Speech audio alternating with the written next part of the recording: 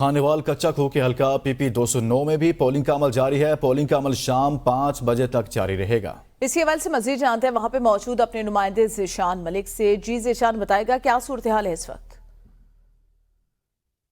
आज बिल्कुल मैं इस वक्त मौजूद हूँ हल्का पीपी 209 खानेवाल में, और ये कच्चा खू का इलाका है। पोलिंग स्टेशन नंबर 5 पे इस वक्त मौजूद हूँ। वोटर सपोर्टर जो है वो गहरी नींद सोने के बाद अब जाग उठे हैं और पोलिंग स्टेशन का रुख कर रहे हैं।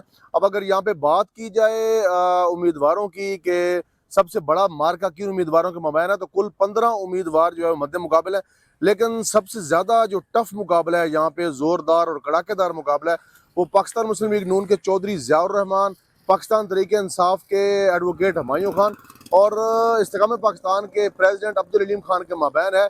वोटर सपोर्टर्स की बड़ी तादाद जो है वो पोलिंग स्टेशन का रुख कर रही है, और जो उम्मीदवारान हैं, सियासी नुमाइंदे, उनकी तरफ से अपने वोटर सपोर्टर को मोबिलाइज करने के लिए घरों से जो है बाकायदा पिक एंड ड्रॉप की सर्विस भी यहाँ पे अवेल की जा रही है।